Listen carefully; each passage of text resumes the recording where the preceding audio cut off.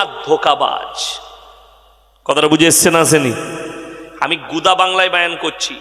কোন ব্যক্তি, আবার রিপিট করছি, কোন ব্যক্তি যদি বলে আমি কোনো কাজ করি না, আমার কিচ্ছু ব্যবসা নাই, কিচ্ছু নেই, আমি খালি তসবিহ নিয়ে ফজরের পর থেকে জোহর পর্যন্ত আল্লাহ আল্লাহ, জোহর থেকে খানা খেয়ে এসে আবার আসর পর্যন্ত আল্লাহ আল্লাহ, আমি 24 ঘন্টা আল্লাহর ঘরে থাকি, এই লোকটা হচ্ছে ধোঁকাবাজ, এই লোকটা হচ্ছে চোর।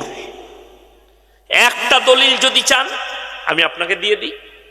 আপনারা জানেন আল্লাহর হাবিব সাল্লাল্লাহু আলাইহি সাল্লাম যখন দুনিয়া ছেড়ে চলে যায়, তিনার যারা লাশ চুরি করতে এসেছিল তারা মসজিদে নববীর কোণে ইতিকাফ নিয়েছিল, তাদের পা পর্যন্ত জামা আর হাতেতে তসবিহ। লোকরা বুঝতেই পারেনি যে এই আল্লাহর নবীর লাশ চুরি করতে এসছে, তারা মনে করছে এরা ইতিকাফ নিয়েছে। তারা কি করলো? মসজিদের এক কোণে ইতিকাফ নিয়েছে। আমাদের সমাজের অবস্থাটা খারাপ কেন জানেন? আজকে আপনি বক্তা চিনেছেন কিন্তু আলেম হাফেজ কারি মুফতি চিনেননি। বক্তা মানে বলতে পারে মানে বক্তা, তার কাছে ইলম আছে কিনা, সে লোক গল্প গুজব করে কিনা, কোরআন হাদিসের জ্ঞান আছে কিনা, চর্চা করে কিনা, নিয়ে এসে স্টেজে বস করিয়ে দিলেন বাস। আর আমাদের দেশের মায়েরা আর কিছু লোক কোনটা বেশি পছন্দ করে? সুর করে বক্তব্য দিবে, সুর, এতে জলসা শেষ, বুঝলি কি হুজুর? বুঝি নাই কিচ্ছু, দিয়ে সমাজটা শেষ হয়ে গেল। কানে হাত দিয়ে বাপ দাদুর গল্প, বাবাজিরা, মায়েরা, বোনেরা, এতেই 2 ঘন্টা শেষ। সমাজের কি কল্যাণ কিছু বুঝে না। আর এই সুর করে বক্তব্য দিলে মেয়েরা কি বলে? কি গলালো, দারুণ গলা, বুঝলি কিলো? বুঝে নাই কিচ্ছু, নামাজও নাই, রোজাও নাই, কোথা থেকে কোথাকার গল্প, বাপদাদর গল্প বলে শেষ। আপনি তাকে আর শুনবেন সমাজের অবস্থা। এই মাদ্রাসা প্রতিষ্ঠিত করা হয়েছে কিসের জন্য?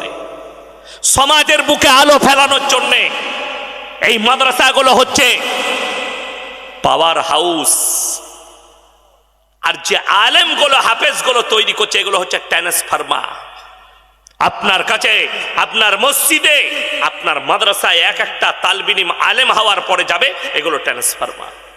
এরা পাওয়ার দিবে। আপনাদেরকে বলে দিই, আপনাদের কারোর যদি রোগ হয়, এই চাপড়াতে হাতুড়ে ডাক্তার দেখাবেন না লন্ডন যাবেন, ব্যাঙ্গালোর? কথা বলেন। আপনি ফটো করলেন, ডাক্তারে বলে দিলে যে তোমার লিভারে একটু দাগ দেখা দিয়েছে, সেই লোকটা দেশে দেখাবে না ব্যাঙ্গালোর পালাবে? কথা বলেন। ব্যাঙ্গালোর, এখন বাংলার মানুষ ব্যাঙ্গালোরে ডাক্তার দেখাতে যাচ্ছে। আমাদের দেশে ভালো ডাক্তার নাই, ব্যাঙ্গালোরে দেখাবো। চলে যাচ্ছে চেন্নাই, চলে যাচ্ছে মুম্বাই, চলে যাচ্ছে আপনার হায়দ্রাবাদ। কেন? ভালো ডাক্তার আছে।